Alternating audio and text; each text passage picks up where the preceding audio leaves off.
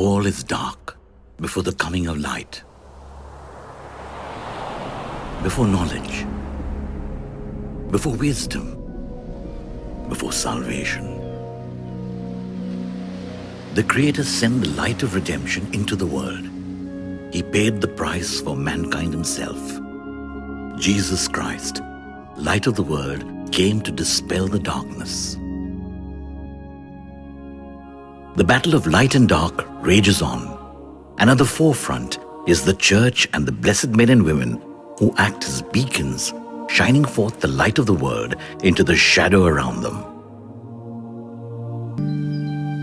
San Lorenzo di Fasano, the tiny hamlet where James Alberione was born on April 4, 1884, is situated close to the Alps near the venerable city of Alba. Alba is in the Piedmont region of Italy, known for its vineyards, hard-headedness, and saints such as Don Bosco. Like Jesus, James Alberione was born poor. Like Jesus, James Alberione was born in a kind of stable. In rural northern Italy in the late 19th century, animals were kept in quarters right off the kitchen area to keep both animals and people warm and protected from the elements. Little James came from a hard-working farming family, but it was a life for which he did not seem particularly cut out. He was small, frail, and sickly. Late 1800, a dark field in Italy, peasants tilling the hard ground. The light from a boy's kerosene lamp wavers and is unsteady. The boy is sleepy. "James, give them light!" A mother's admonition to her sleepy son turned into a powerful premonition of what is to come. At age 7, James announced that he would be a priest. Feeling called at a young age must have left a lifelong impression on James. Mama Alberione impressed on young James the two guiding stars of his existence, a tender love for and trust in the Blessed Virgin Mary, and to be a man of upright character, fulfilling all his duties and promises promptly. The youngest son of the poor Alberione family grew into a man who was at the forefront of the church's battle against darkness and despair. As the new century dawned, a 16-year-old James Alberione was preparing for priesthood at the Cathedral of Alba. After a pontifical midnight mass, James prayed for 4 hours. During adoration of the Blessed Sacrament, he experienced a vision from the light. The light illumined an understanding of the duty of being an apostle of the times. His vision illumined a shining future of great acts by persons associated in organizations, organized by James Alberione. Father James Alberione was ordained on June 29, 1907, and said his first Mass at his home parish of St. Martin's in Cherasco, with Father Montersino in attendance. Soon after, in 1908, he received his doctorate in sacred theology, and then the well-respected Bishop Joseph Ray of Alba made an unusual move. He asked the newly minted 24-year-old priest to become the spiritual director of the seminary. Father James assumed his new duty with characteristic enthusiasm and big, comprehensive thinking. He quickly became a model for the younger seminarians, as Father Chiesa had been for him. St. Paul's travels and epistles to the world's nations inspired the Society's name and mission of bringing salvation to all and to become all things to all men.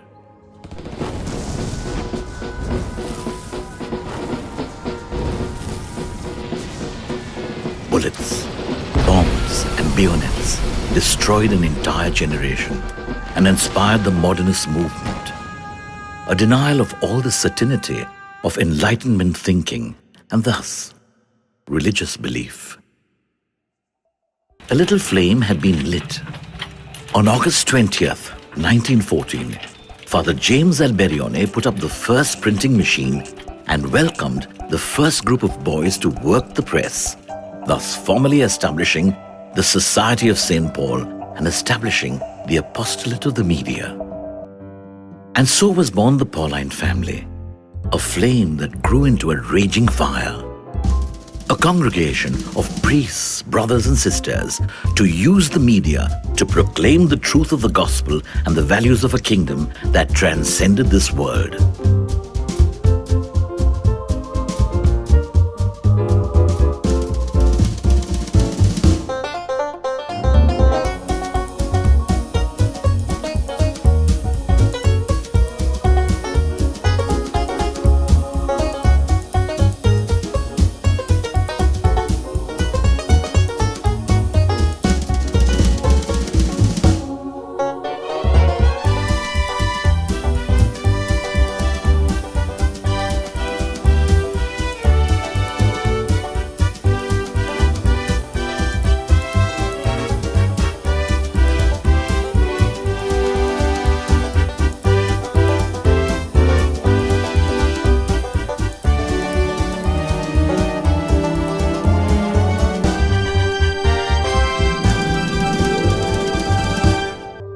Apprenticeships like these were common.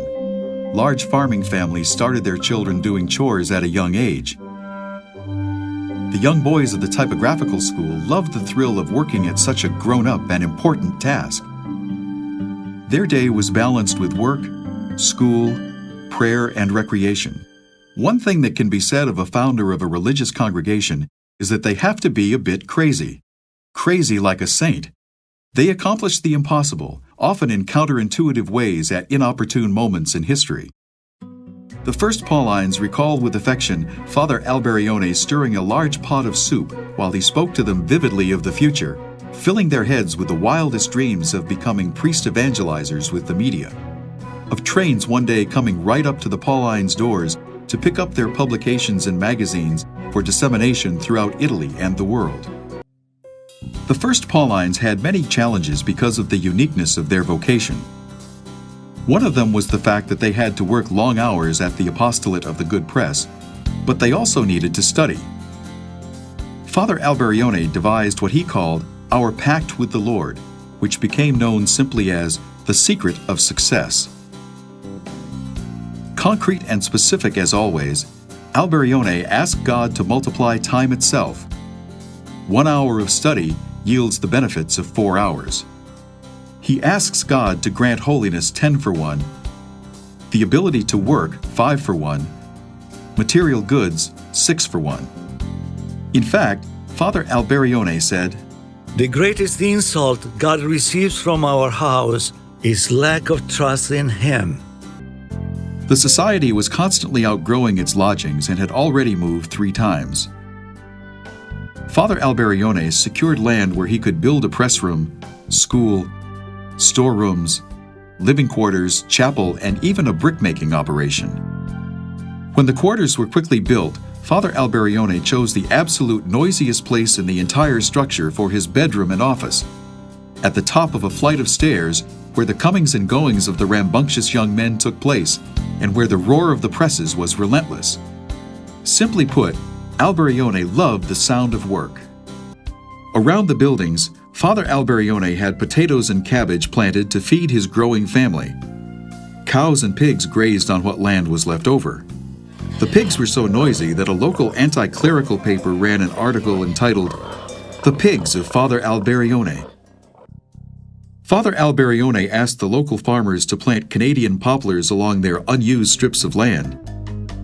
These trees, he told them, would be transformed into paper on which the gospel would be printed. The poplars, as well as scraps of paper trash, were used as pulp for the ambitious paper mill he had constructed. Bishop Ray suggested that Father Alberione, and every Father General after him, take the title of Primo Maestro, primo meaning first, and maestro meaning teacher. Alberione was to be the first among many priest-teachers who taught through the media. He instructed his young people that they were teachers and the world was their classroom. By June 1923, many hurdles had been overcome, and the Pauline family seemed poised to spring toward ever greater spiritual heights and material expansion. When it seemed there was simply no stopping the Pauline media mission, disaster struck again. This time it was far worse than a mere fire. Father Alberione, the Primo Maestro, fell ill with tuberculosis. he was given, at most, 18 months to live. How could this be happening? Did he somehow grossly misunderstand what God wanted? Had he led all these young people astray? Who would take over for him? Alberione didn't think of himself as exempt from the fate of all flesh, but now?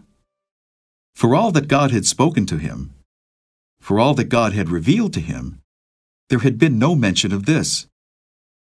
Father Alberione began preparing himself for death.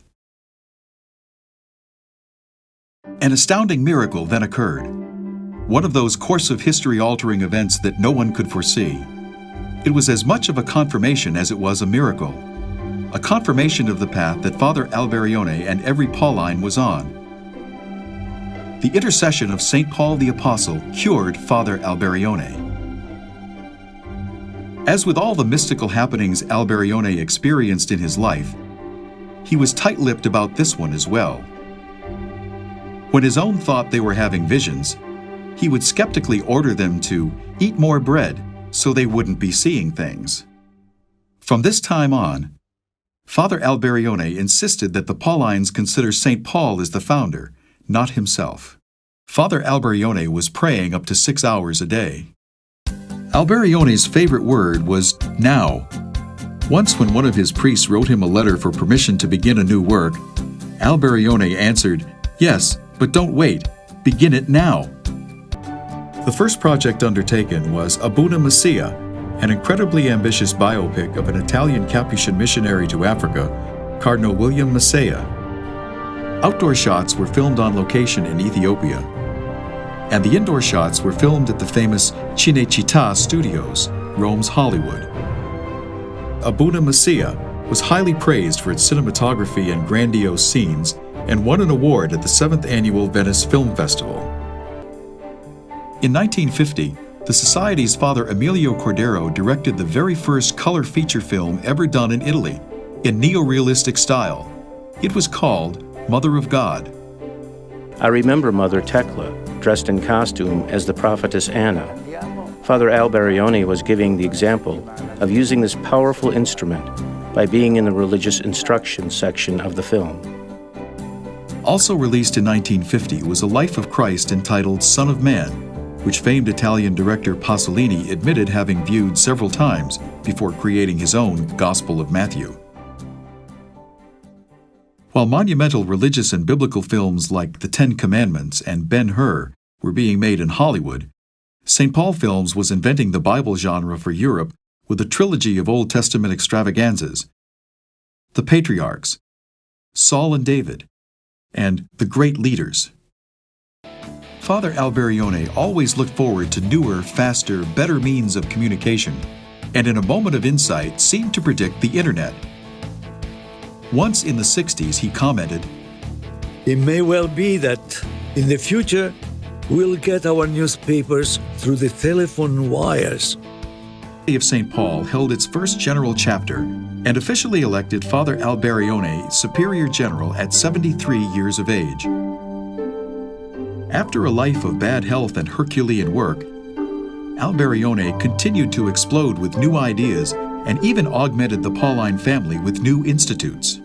With the convening of the Second Vatican Council, Father Alberione was invited among other superiors general to be part of the assembly in St. Peter's Basilica. One of his biographers writes that Father Alberione attended every session of Vatican II in his usual punctual and orderly fashion. He could be seen in his little corner of the balcony, silently praying the rosary as he attentively followed the proceedings. The first document to be discussed and drafted was Inter Mirifica, the decree on the instruments of social communication. Father Alberione had already sent in his contribution to the subject matter during the wide preconciliar consultation. But to the astonishment of many, he, the most qualified person present, with 50 years' experience in press, cinema, radio, and television, who had dedicated his entire life to the media, humbly made no further intervention. In his heart, Father Alberione trusted the Church to say the right things in her documents, and he was thrilled with the Council's emphasis on using media for evangelization, which so positively affirmed the Pauline mission. The Paulines would continue preaching the word, in season and out of season, with all the latest inventions human genius would provide. In many ways, Father Alberione had anticipated Vatican II, with his instinctive return to the early church for inspiration when shaping his Pauline family in what is truly essential. Like Vatican II, Alberione emphasized the centrality of Scripture in all aspects of the life of the Church and the importance of the role of the laity. His two devoted caretakers and companions, Mother Judith Benzo, a sister disciple, and Brother Silvano de Blasio, wrote an account of how he spent his last days with them. Continuing the habits of years gone by, the Primo Maestro got up very early in the morning, around 3:30. His Mass took about a half hour. For more than 2 years, he celebrated daily the Mass of the Madonna in Latin. Father Alberione was a man who celebrated the liturgy with great precision and great devotion. I was able to assist at one of his Masses only a few days before he died, at 87 years old, and seeing him hit the floor with his knee as he genuflected during the Mass. We are witnesses to the affection which in these years was manifested ever more openly towards him on the part of every member of the Pauline family. How many passed by to pay him a visit, to greet him briefly, perhaps for the last time. On November 26, 1971, at 1 a.m., Father Alberione was in bed with a slight bronchial cold, but it became clear by his difficulty breathing that the infection had worsened. The doctor was summoned, and Father Alberione was diagnosed with a serious case of bronchial pneumonia. He received the sacrament of the anointing of the sick, and the Pauline superiors were called to his bedside. At 6 a.m., Father Alberione managed the words, "I am dying, paradise," and then, "I am praying for everyone." Sister Judith helped him kiss the crucifix while he feebly repeated, "Ave Maria, Ave Maria." Pope Paul VI, who had always been a great enthusiast of the thought and media work of Father Alberione, was informed of Alberione's dying state. The Pope asked to be kept updated on his condition by phone. Not satisfied with these communications, he decided to visit Father Alberione in person, but the Primo Maestro had already lost consciousness a few hours earlier. The Pope invited those present to join him in prayer as he knelt and recited the Our Father and Hail Mary. Getting up, he placed his hand on Father Alberione's head, moving his lips in silent prayer. With that, the Pope returned to the Vatican. An hour later, Father Alberione entered the Father's house. Since its birth in Italy, the flame spread its light and warmth across the world.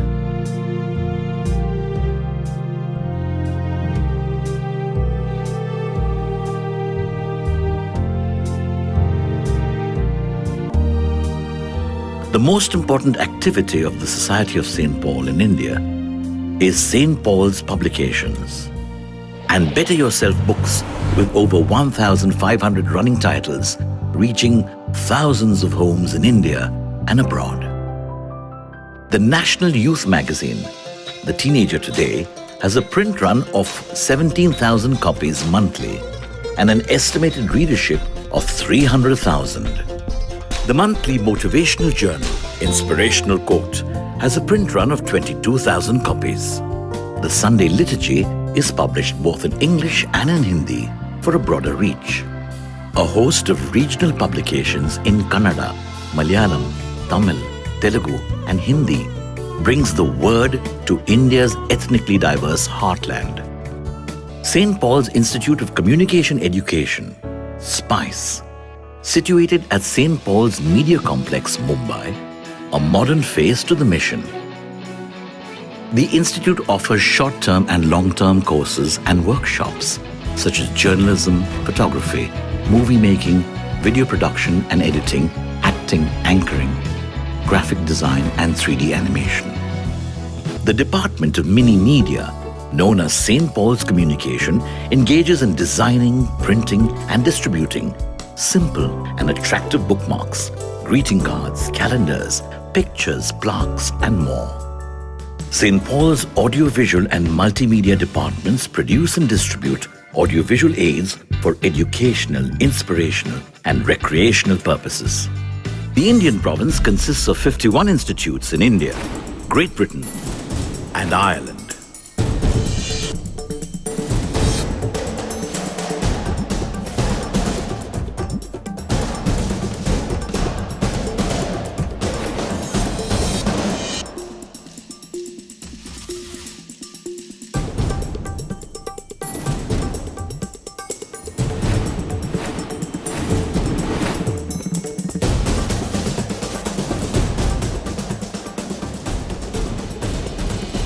On the 25th of June 1996, James Alberione was declared venerable, and on 27th April 2003, he was beatified by His Holiness Pope John Paul II.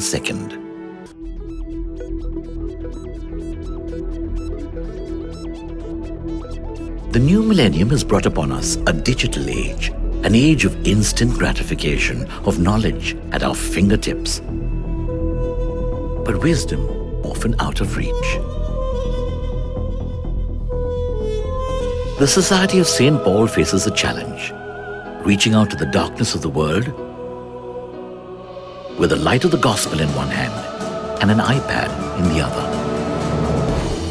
Taking on the challenge with a vision for the future, highly qualified educators revolutionize media and communication learning. A network of institutes across the country. St. Paul apps for personal and commercial uses. An interactive website impacting the Indian Church. The first ever Indian Catholic FM station.